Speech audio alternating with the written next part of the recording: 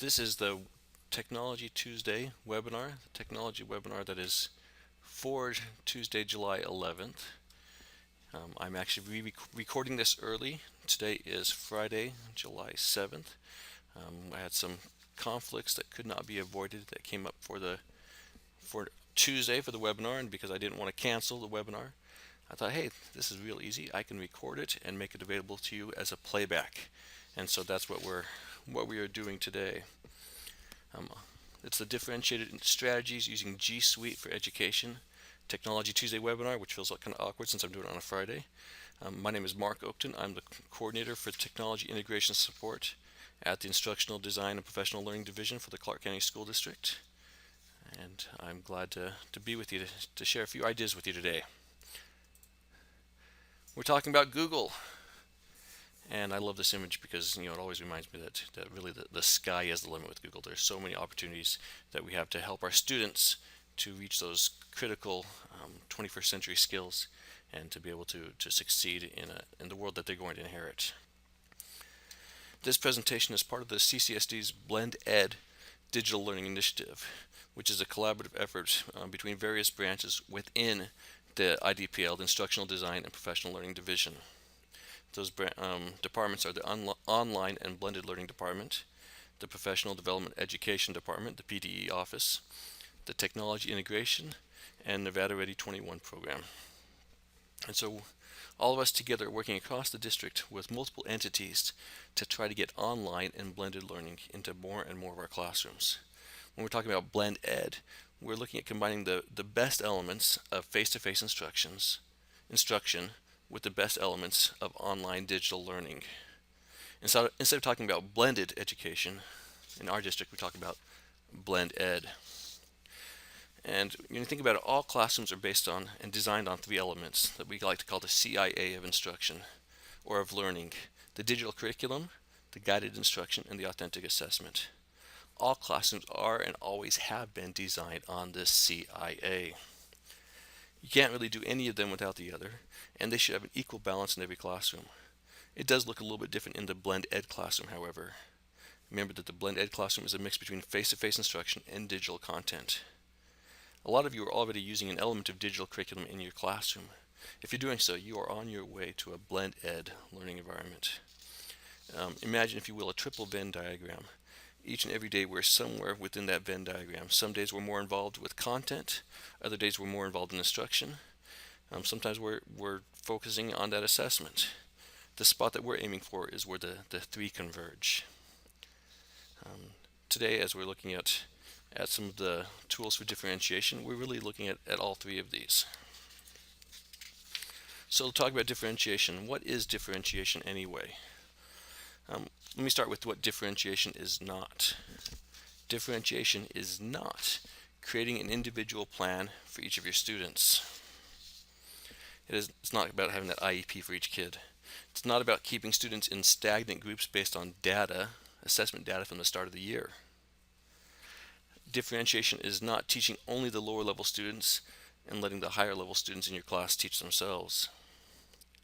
While we certainly want to reach all learners, what we don't want to do is simply increase the quantity of work for students that work at a higher speed.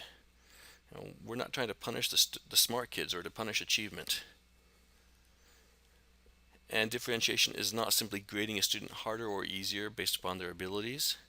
Instead, it's giving a more complex question on an assignment.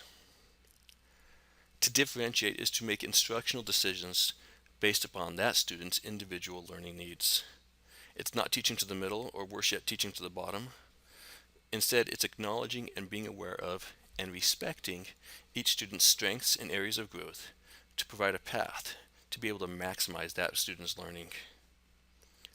When differentiating, each student should be challenged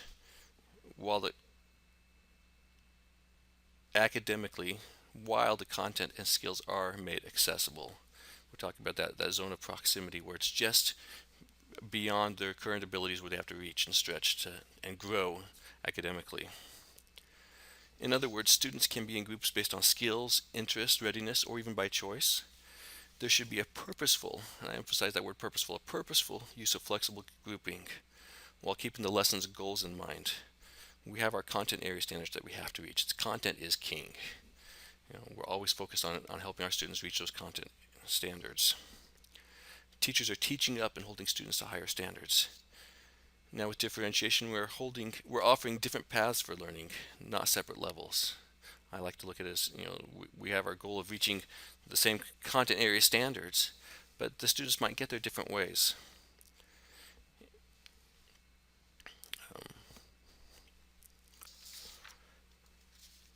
Carol Ann Tomlinson, the guru of differentiated instruction, had a student who gave defined it by using 5 key aspects in what he called a sequence of common sense decisions made by teachers with a student first orientation. Actually, 4 of these were from his student. The 5th, Carol Ann Tomlinson added. Those 5 elements are an engaging learning environment where students are encouraged to take the risk of learning. Second, high quality curriculum and clearly defined learning goals. Third, ongoing assessments. Fourth, response to student instructional needs. And 5th, effective classroom management. And without this effective classroom management, it is definitely not possible for more than one thing at a time to happen in a single classroom. So in differentiation, when we're differentiating, learning differences aren't just tolerated, we're valuing those and we're acknowledging those. If we are going to differentiate, we have to be able to know how and when to use multiple instructional strategies, because after all, in a differentiated classroom, the instruction is no longer teacher-centered, it is increasingly student-centered. One of the key elements for differentiation is this element, and it's one of my soapbox items, is the element of student choice. Student choice is built into the assignments. Now, when we're thinking about differentiation, we don't want to take the fire hose approach where we're trying to do everything at once. Work into it slow. It might take a couple of years to fully be able to differentiate your instruction in your classroom. You want to ease into it as you mix up these instructional strategies. So as we're managing how we do this, first off, you want to start with your standards, start with the outcomes. What do students need to be able to do? Then you want to pre-assess to determine their existing knowledge and their needs, their existing knowledge and skills and what they need. And then create ability groups to do some remediation or enrichment. Create cooperative groups for project or problem-based learning and problem solving. They can be heterogeneous with different learning styles and ability levels, or homogeneous. And remember, those groupings are flexible, that students are grouped and regrouped over the course of the school day or the year. So this begs the question as to whether it is time to differentiate, and I'm going to argue strongly that of course it is. But how do I do it? Okay, when we look at differentiation, there are really 4 ways to differentiate instruction. Based upon a student's readiness and interest, we can differentiate the content. Consider what the student needs to learn or how the student will get access to the content. We're looking at what students need to know, understand, and need to be able to do or perform. Standards remain the same for all students, regardless of readiness, interest, or their current level of proficiency. However, differentiating content refers to making the same content more accessible through supports and scaffolds. And a lot of these can be technology based. As we're talking about differentiation, another way to differentiate is to differentiate the process.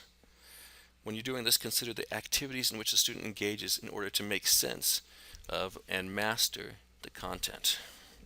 You might use a variety of cooperative learning structures. Assign tasks based upon learning styles or the level of complexity, moving between large and small groups, partners, and individual activities. But the process is how it is done. Different people thrive when we differentiate the process in a number of ways. Again, I want to go back to emphasize choice. As we differentiate the process, we're creating multiple paths for learning and multiple delivery methods to help students access that content.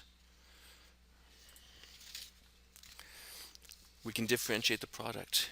Consider how will the student demonstrate, rehearse, apply, and extend what he or she has learned. I think that this is probably the easiest way that we can differentiate instruction with technology.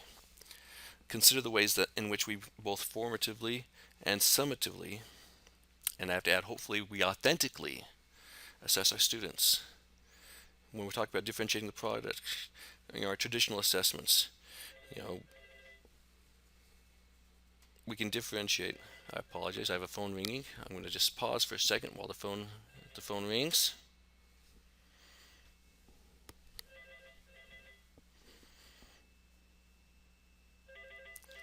It can go to voicemail. Okay. With the traditional assessment, sometimes we differentiate with having some students responsible for 5 problems, other students responsible for 10 problems. Again, I've contradicting what I said earlier with the level of the quantity of work, but sometimes we can do that with our kids. We can have students do written reports, papers, art and video projects, oral reports and presentations, skits, songs and dances. That's all very traditional ways of differentiating the product. Um, with technology, we can be a little bit more creative about how we ask our students to demonstrate their understanding. Our students can create podcasts and videos. They can pair media with text. We use images alongside of text, and a lot of the project-based learning. With product, we're focusing on the learning outcomes more than the assignment. We want to offer choices for the ways that the students can reach those outcomes. Have students, a number of choices, and we're going to look at some of those today in our webinar. Again, giving options just above their ability because we really, really want to make our students stretch. Perhaps the hardest is to differentiate the environment. As we're talking about differentiating the environment, consider how the classroom works and feels. Again, technology can be used to assist students who need those additional environmental supports. This can inform how our physical space is organized. When you walk into your classroom, you can look at it and say, and it's pretty evident right off the bat, is this a teacher-centered classroom or is this a student-centered classroom? Is it set up for that whole group instruction, the traditional lecture and note-taking, or is it set up for small group taking, stations, cooperative learning, with projects-based assignments? Are we rewarding silence or are we rewarding active learning? That sometimes is and can be a little bit noisy, but I like to call it productive noise. I think that kids need to do and move around. Now I say that, and I have to admit that I was not great at that, as I taught my high school English classes with up to 49 students in a single class with 35 desks. Sometimes it was nice just to have them in their seats. 49 kids moving around is can be a little hard to manage and a little daunting, definitely. But that active learning really emphasizes the higher level thinking. The centers-based approach can be used with some of our Google products that we're going to look at. Now, whenever we're talking about differentiating, I think it's really important to go back to your undergrad days of looking at things like Gardner's multiple intelligences, because we have to be aware that kids especially, learn differently. Some of our learners are visual, logical, interpersonal. There are a lot that know a lot about themselves and have a great level of self-awareness. We have the auditory learners who learn from the discussions, the dialogue, the songs. Whatever the learning style might be, we each come from a different place, and we want all the students to arrive at the same place, understanding that the route and the time that it might take for the students to get there will vary, and that we need to employ multiple and various instructional strategies to get them where they need to be. How do we do this? We got to know our students. You got to learn about your students through interest inventories, student interviews. I have to state here that not all differentiation uses technology. I'm not quite sure that I figured out a way to differentiate for that naturalistic learner using technology. Without you have to take the student outside of the classroom and provide opportunities for them to learn in that modality. But again, the key here is to know your students, to learn about your students.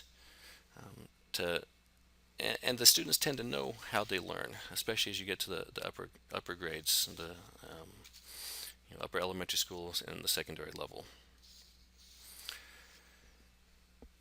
Now, we talked about using Google products. That's what this is all about, differentiation using Google. So first tool is Google Classroom. And I'm going to switch here and do an app share of Google Classroom. If you simply go to classroom.google.com, it'll take you to Google Classroom. And you will need to log in using your nv.ccsd account. Your NVCCSD account uses your Active Directory, which you use to log into your computer every day at work. It's your Active Directory at nv.ccsd.net. And your password is the same password you use to log into your computer every day. So you want to get into Google Classroom, I'm going to ask you to do that. Okay. First steps to use Google Classroom. This is not a Google Classroom webinar, so I'm going to go through this very briefly. I have done other webinars on it. Once you're logged in, you want to click the plus sign and join class or create class. You click on create class when you're creating your own to use with your kids. For right now, I want you to click on join class. And you will enter a class code to join our Google Classroom class. It is up on the screen. Lowercase EIYA, the number 6, and lowercase h. So we'll go ahead and pause the video and join our class now.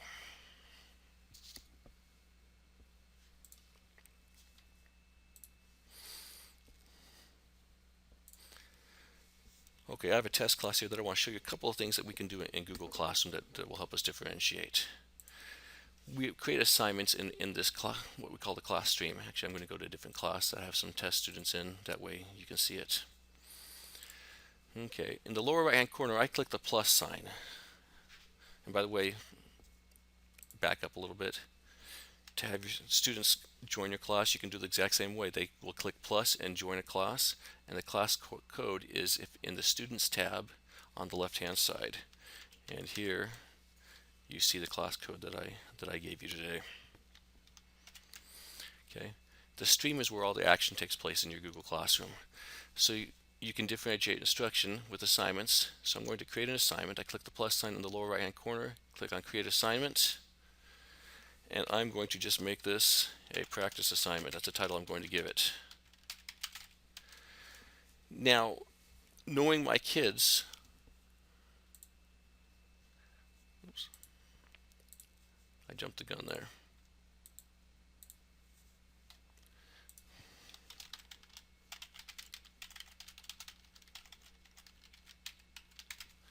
I can give all the instructions, attach a Google Drive documents or YouTube videos or links or files from a desktop, whatever I want to be. But here I have a choice where it asks what class, and I can assign it to multiple classes. As long as I'm only assigning to one class, I can select which students get this assignment. So it does not have to go to all the students in my classroom. So I might create an assignment with multiple different directions, multiple different versions of the same assignment, and assign each one to those students, groups of those students that I know it will apply to for them. And so this is an easy way in Google Classroom to differentiate instruction a little bit. Okay, you can, knowing what you know about the student strengths, give them the assignment that applies to them, that they will learn best from. And that's really great that you can have these separate groups. And how it's set up, the kids won't even see anything except for the assignment that comes to them, so they won't necessarily know that they have a different assignment than the kid who's sitting next to them. Obviously, if they talk it over, they'll figure it out. So maybe you have a group of students who are strong in one area but weak in another. You can differentiate based upon the skill gaps that you recognize that they need. You know, I'm thinking about my high school literature, my composition assignments in my English class. Maybe I had one kid who's really weak in 4 or 5 kids that are really weak in organization. I might assign an essay where I have them focus on developing some organization in their essay, whereas a couple of other kids are weak in content development. So I'm going to assign an essay to them, the same essay probably, but focus on content development with them. I'm looking at reaching them with what they need. Okay, so I'm going to not assign that, but that's just a demonstration of what you can do to differentiate within Google Classroom.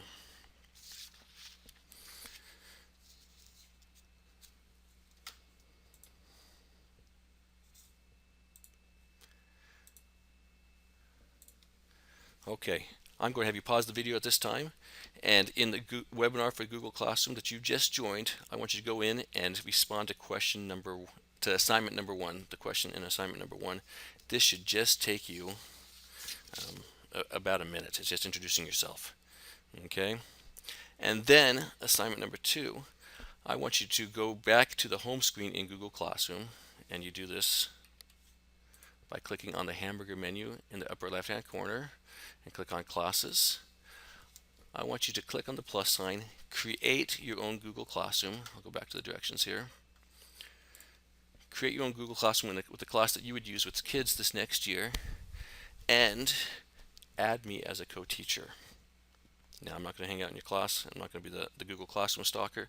I want to just see that you're in it and that you've assigned, done a couple of things, and then I'm going to withdraw myself from your class. So this will take you about 4 minutes to do. Go ahead and pause the video and do that.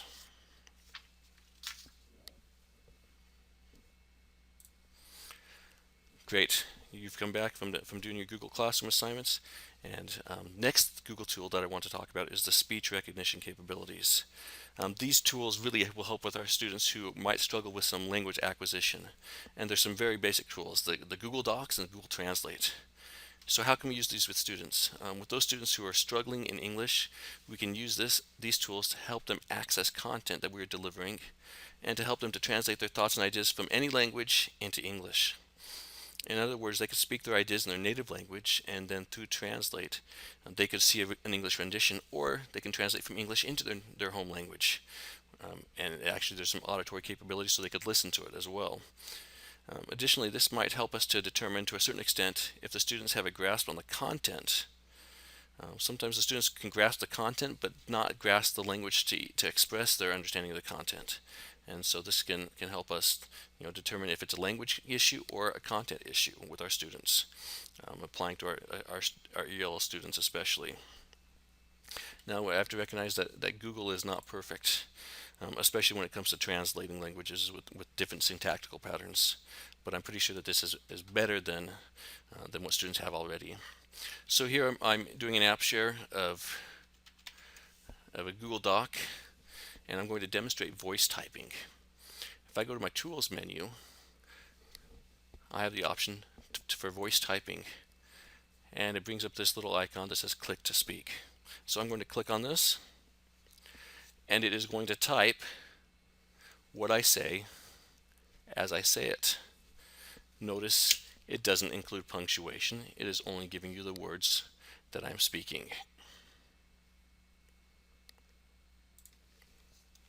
But what a great way for students to be able to type to speak what they want to say. A second tool that is similar, and I talked about Translate, is Google Translate. Again, you can type it in, or you can speak it. So I'm going to turn on the speech input. This is my demonstration of using the voice input for Google Translate. And you can see that it is now translating it into Spanish. Now if I click on, let me stop the translation. I can click on the Spanish, the listen, and you probably can't hear it through Saba, but I can hear it through my headphones, that it is translating it into Spanish, and I can actually auditorily hear it. So students, you could use this to give students content in their native language, and they can see the English and their native language side by side, which is a great tool for students. Another tool, and this is not a Google tool, but it can be used very easily, is Vocaroo. It's a voice recording service that's online. So what you do is you click to record, and I think that if you're testing students' fluency, this is a great tool, especially if you're in the elementary level with reading, and you're trying to determine students' fluency. You can click this. I need to make sure that I give it access to use my mic, and now I can record my voice, and then I could send this voice recording of something that I'm reading to help with my fluency practice. I can send it as a link to my teacher. I can listen to it here. I can save the recording and share it as a link. Maybe I copy this link and submit it in my Google Classroom. So you can assign students to record themselves using Vocaroo and then submit that recording using Google Classroom. So there's 3 voice recognition tools that are very easy for you. At this time, I'm going to ask you to please pause the video, pause the playback, and complete assignment number 3 in the Google Classroom using a speech recognition tool. If you don't have a microphone that you can use, don't stress about it. Please just skip the assignment. This should really only take about 3 minutes for you to complete. It's a really quick tool.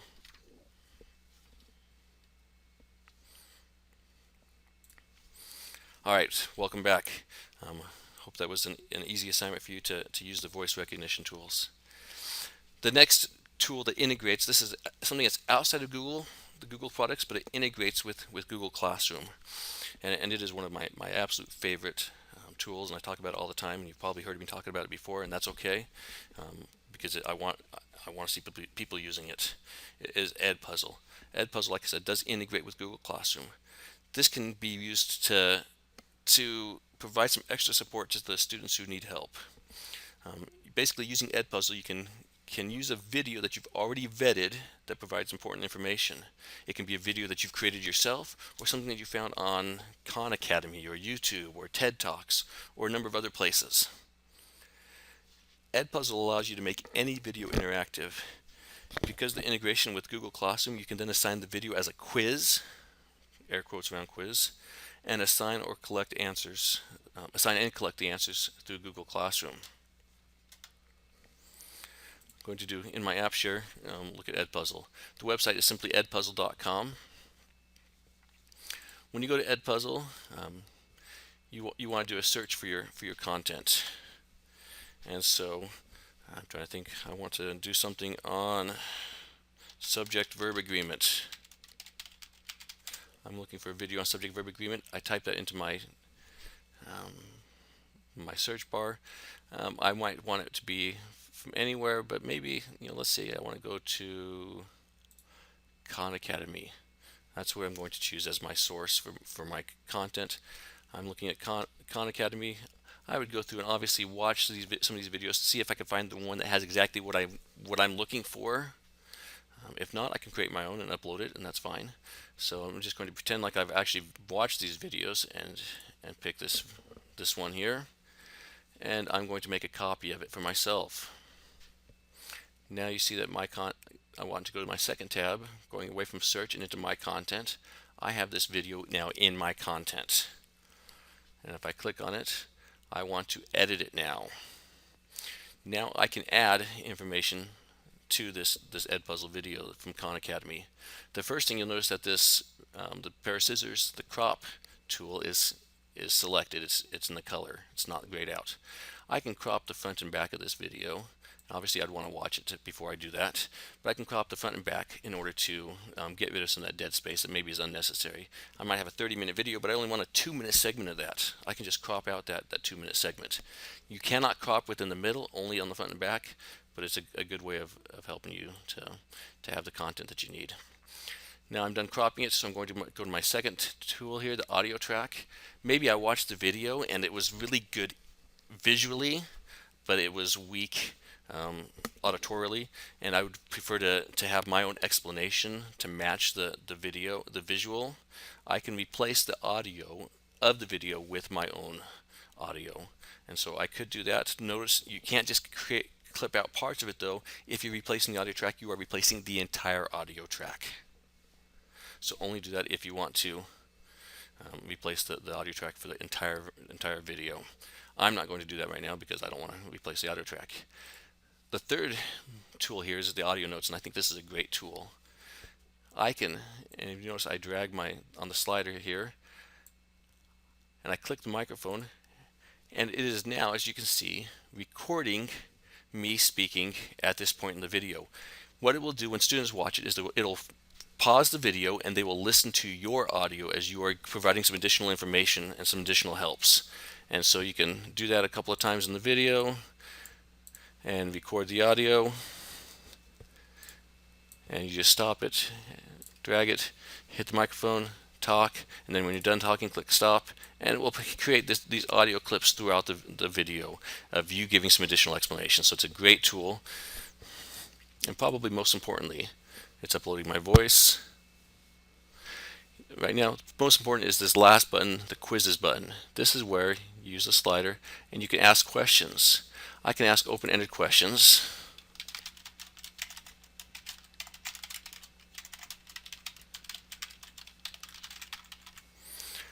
And save that there.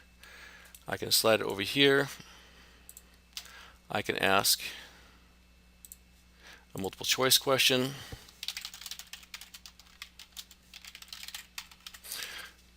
I can have multiple answers, put in my choices.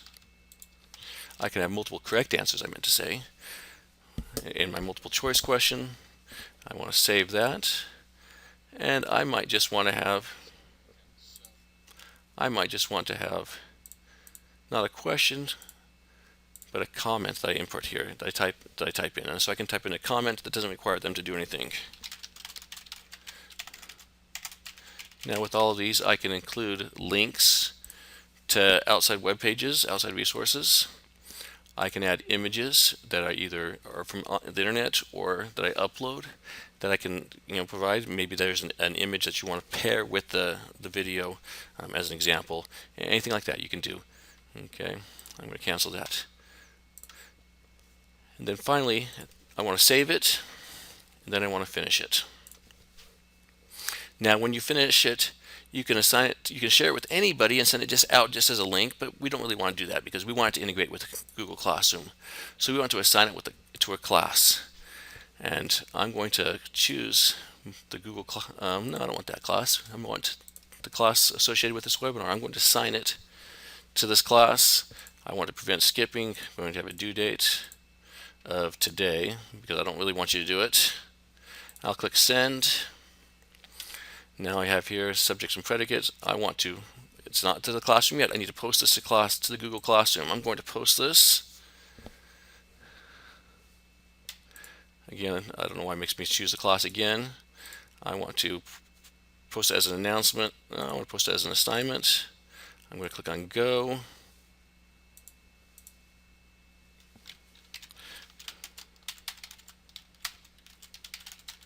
I'm going to click do not do this assignment because it's just a practice. And I'm going to click a due date again.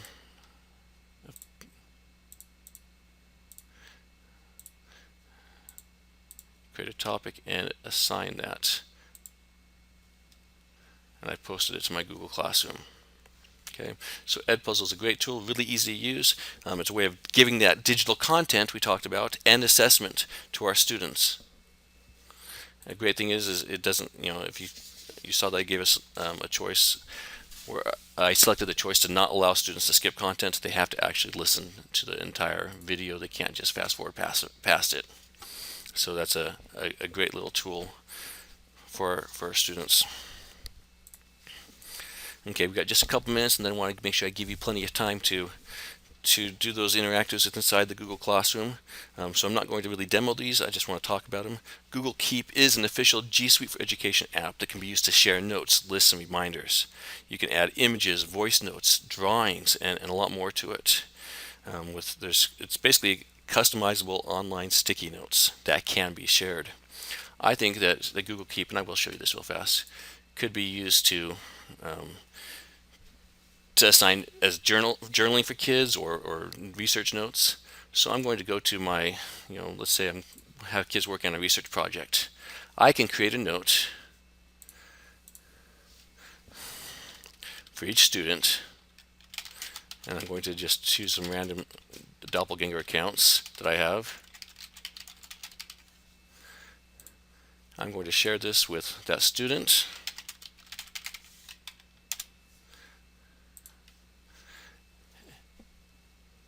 And then now this student has these notes, and he or she can I can add images and change the background and all that, but that's not important. He or she can type into their notes in their Google Keep, and you have access to see what they're doing at all times, and that's a really great tool. I like the one thing I will show you is that you can do drawings with it. I'm going to add a drawing, and so maybe our students, very artistically oriented, and he can do a drawing. Is going to be much better than, it's really hard to draw with a mouse, but my drawings without a mouse are not much better. I can add this drawing to it, and so it's that's something that students can do, and it's a great, easy to use tool. Google Keep does integrate with Google Classroom. I'm sorry, not with Google Classroom, with Google Docs. If I go back to my Google Doc here that I was working on before, I go to Tools and Keep Notepad. I can pull in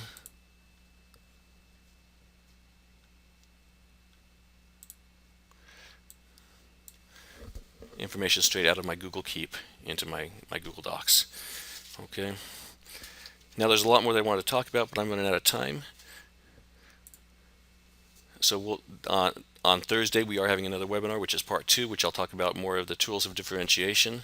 This video is available for playback. Please view it.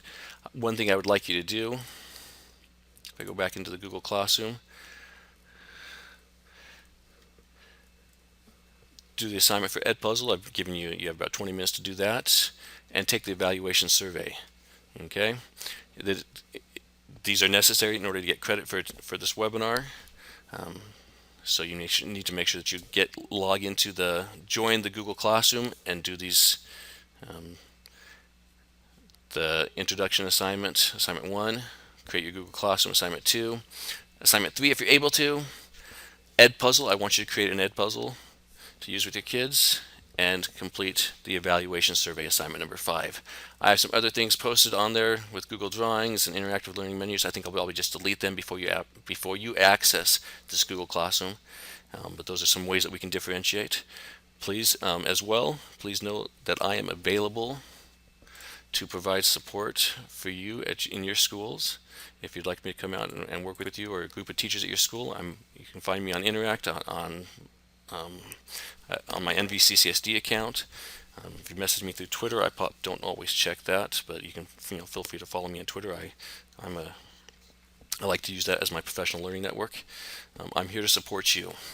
Okay, I'm going to go ahead and end the webinar, end the recording. Please pause it. You can go back and look at what you need to look at and complete those assignments. And in about 2 weeks, you'll find the attendance recorded in Pathwire. Please let me know if you have any questions.